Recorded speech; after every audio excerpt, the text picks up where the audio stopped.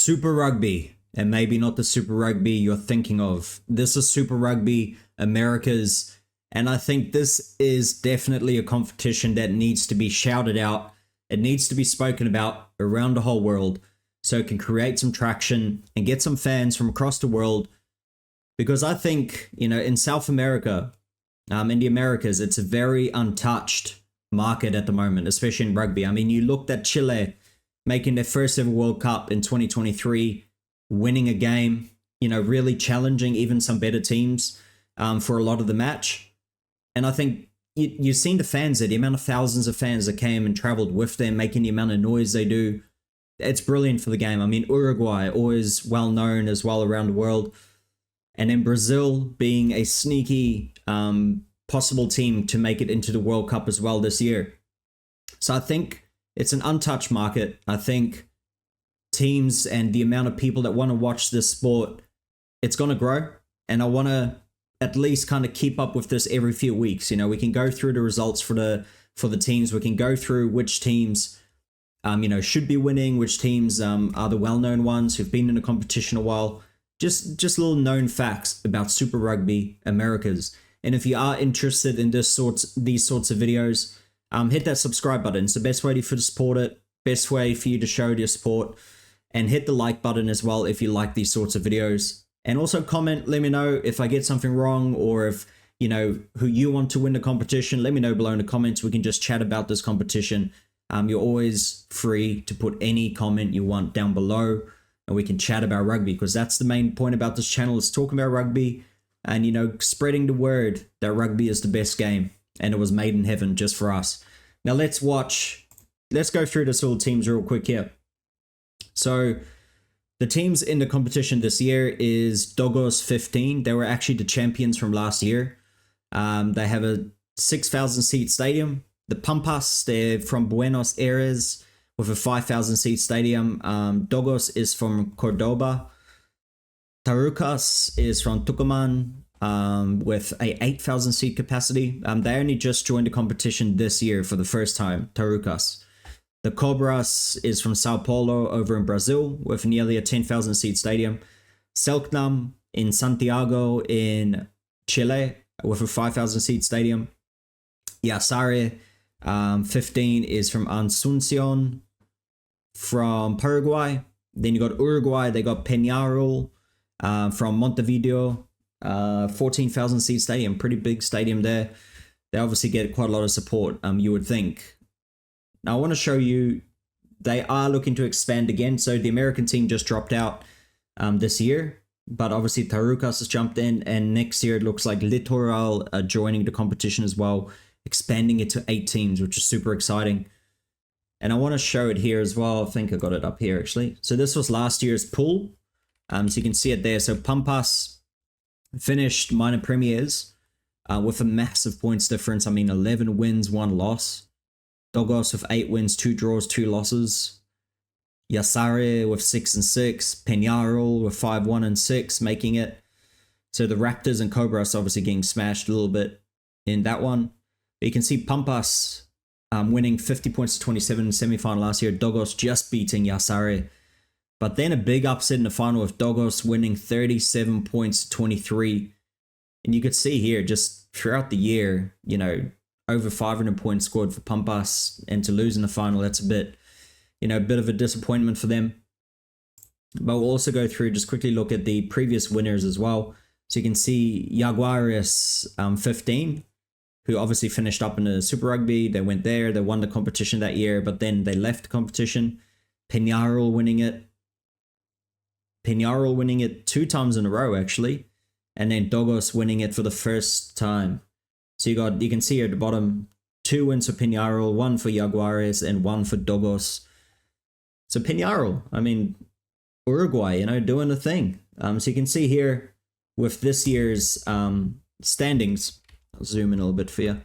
So Peñarol is actually at the top of the table at the moment, 3 wins in 4 matches with 2 bonus points. Finalmente iba a reflejar esa situación en el marcador con esta, una de sus mejores jugadas, sin dudas, en la primera mitad. Muy buen manejo, alejando la pelota hacia la posición de Facholo, que era finalmente el que marcaba And you can see Selknam with 2 and 2. Nuestro mejor jugador de partido, Joaquín Milesi, hace un buen pick and go con su potencia física y anota otros 7 puntos para Chile. Al descanso ganaba Selknam 24-7 y apenas comenzado el complemento, Federico Kennedy marcaba su segundo try de la competencia, primero para él en el partido, ganando este duelo mano a mano ante Bautista Lescano. Dogos, 1 win, 1 draw, 2 losses. Ventaja offside. Saca la ventaja.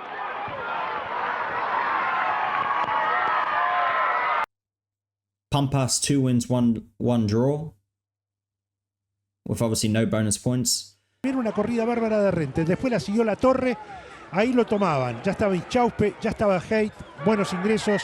Y el que remata la maniobra es Pernas, pura potencia. Yasare with 2 wins, 1 loss. El visitante, un try de Axel Zapata y una conversión de Lamas para el 7-3 parcial. Después, el Goma González para cortarse.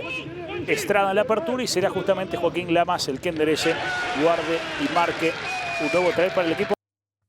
Tarukas, 1 win and 2 losses. Difícil de manejar, pero Tarukas iba a tomar la iniciativa. Un gran ataque de Benítez Cruz por el ciego y la jugada iba a terminar con este lindo De González Capdevila. Doctor, ¿por qué sale el Hay la habilitación de Medina, siempre yendo para adelante, agotando ese sector.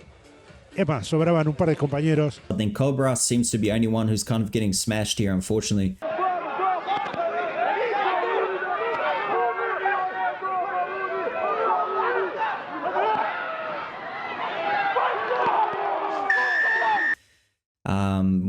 Nearly 100 points difference in 3 matches is not a good sign for them. So you can see points for, points against. So it's quite interesting actually to be able to look through it here. Points difference. You know, it's pretty even. Quite even actually. Let's go have a look at the results here. For round 1 was Yasari winning 29-26 against Selknam. Tarukas smashing the Cobras 45 points to 6. Peñarol beating Dogos by 1 point. Then second round, Peñarol smashing Yasare. Selknam beating Cobras only just over in Brazil. Dogos and Pampas drawing. Round 3, Yasare beating Tarukas.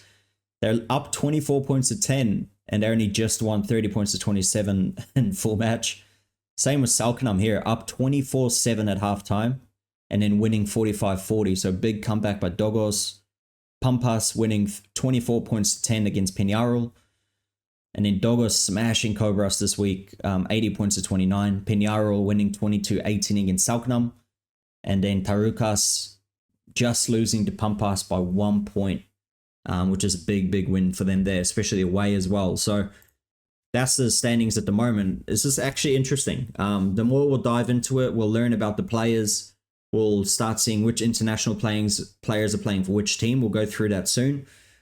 But it's just good to see that, you know, there's going to be an eighth team next year. The crowds are getting bigger and bigger. I've noticed every year as well. Just from watching the replays and stuff like that, you can see in the crowd, the size of the crowd. It's just like a normal, you know, good local ground where there's 5,000 to 10,000 people, and hopefully it will keep growing. And I think, you know, when you listen to Contempome, the coach for the Argentinians, he says that this is a very important competition for South America, and I 100% agree with him. It's a good way for them, hopefully in the future, to be able to keep their own players local. You know, even if it's not maybe the top players, but if it's the middle of the range players, the ones that go, oh, I could go overseas for, you know, $100,000 to $200,000 a year, or I can maybe stay here and make the same amount of money. Hopefully that's where it will go in 10 to 20 to 30 years time.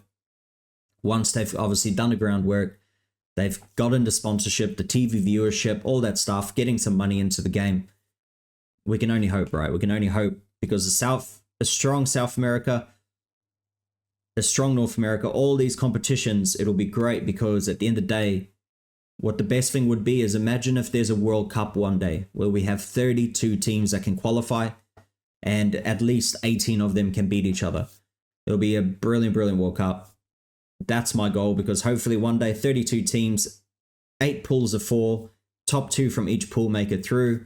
Round of 16, knockout stages straight away. So similar to the Soccer World Cup, the Football World Cup.